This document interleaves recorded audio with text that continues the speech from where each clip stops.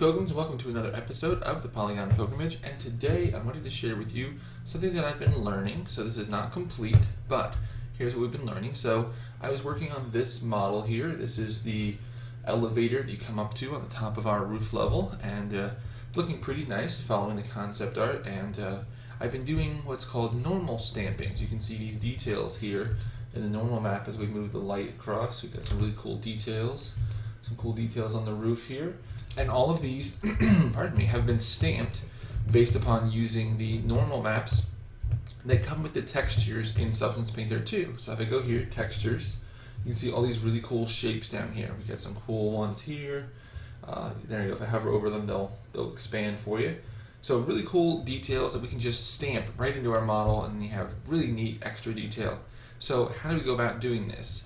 So I've been working with a fellow team member, and we've been trying to figure out the process for doing this. Now, they're not all the same, so that's what kind of throws it off a little bit. But here we go.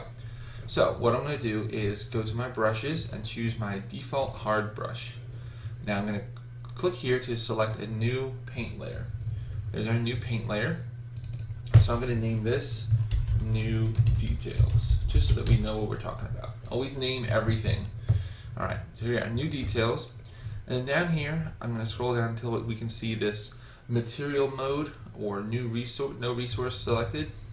And I'm going to click one of these and say, I want to use this. And I'm going to drag and drop it right on there. Now you'll notice this is one that works what I would consider correctly. I dragged it on there, and now you can see that it has taken over the substance material mode, container 14. There are no parameters for it, and it's automatically set up all of these. So it turned off the height, rough, metal, color, and just using my normal channel. And now if I hover over the model, I can now click and it will appear. So let's do it in 3D just so you can see it easier. So I'm going to increase my brush size using the bracket keys to the left of to the right, pardon me, of the P key to increase or decrease, and I'm going to click. And now when I click, that has been stamped down as a normal map detail. And you can see it here on the textures. There it is. So I'm going to undo that for right now, and what we're going to do is look at what the parameters are for this and how some of these are different. So you can see the edges around it are a little fuzzy, so when I click it kind of softens off into the rest of it, and that's pretty good for something like this that is round. That's definitely what you want. For some of them, what I do is like say I'll kill the alpha, so go here and click the X for the alpha, and now you can see it's perfectly sharp. But now if you notice, if I hover here, that's a good size for that. I'm going to click and add that. Pretty good, nice and sharp. But if I'm hovering over here, it looks huge. But if I click, it's about the same size. Now, this can be confusing, so here's a quick way to fix that. Go up here under Alignment. I'm going to set this to UV. And then for size space, I'm going to set this to Texture.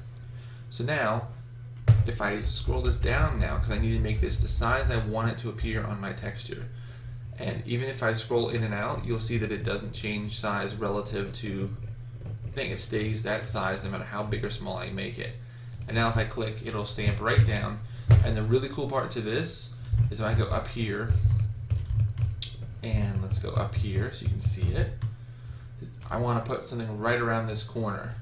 So if I do this and click, it'll go right around the corner.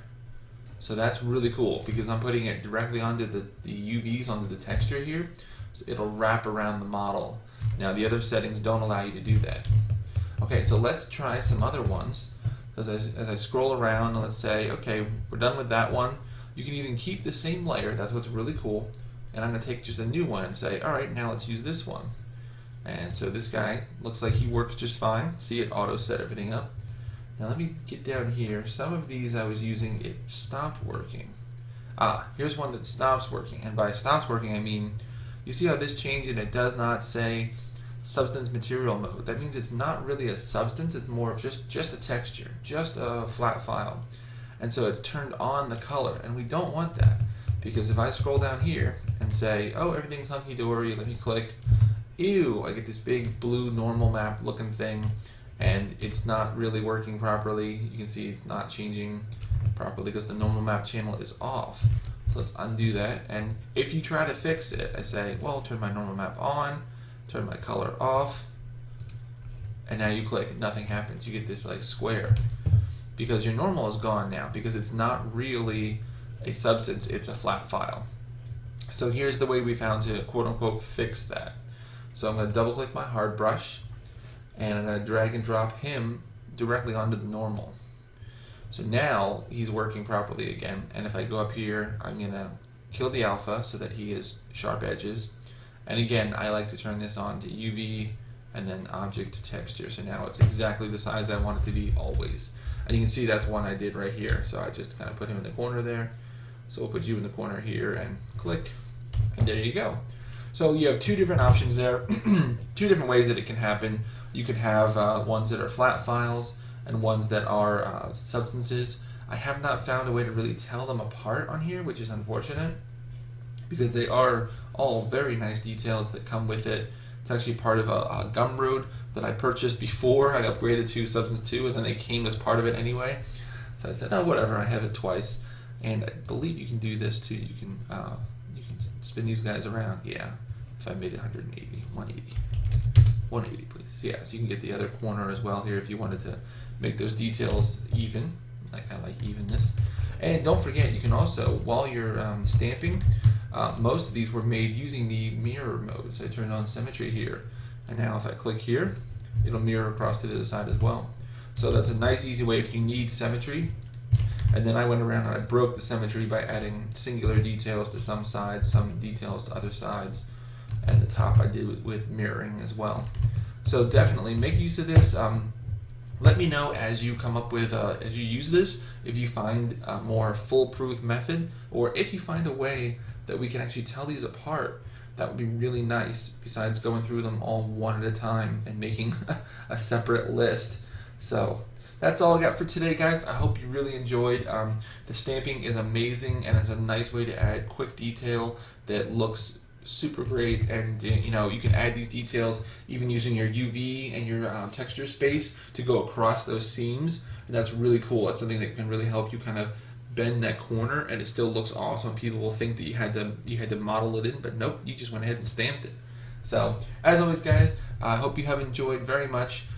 Please continue to practice, get better, and I'll see you next time as the pilgrimage continues.